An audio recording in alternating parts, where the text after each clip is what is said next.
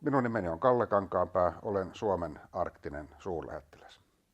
Arktiseen alueeseen kohdistuu kasvavaa mielenkiintoa. Arktinen alue on hyvin monimuotoinen, puhutaanpa sitten ympäristöstä, luonnosta, ihmisistä, jotka siellä asuvat, heidän elinkeinoistaan.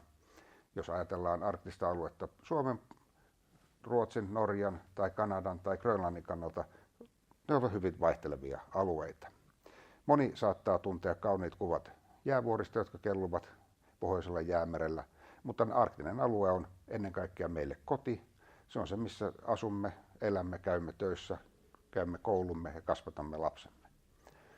Arktinen alue on erittäin tärkeä globaalisti ilmastonmuutoksen, biodiversiteetin suojelun ja monien muiden seikkojen kannalta. Kova turvallisuuspolitiikka on tullut arktista aluetta koskevaan keskusteluun. Sen varjoon ei saa jäädä, että tämä on meidän kotimme, tämä on se paikka, missä elämme, asumme ja erityisesti alkuperäiskansojen kohdalla kysymys on fundamentaalisen tärkeästä asiasta.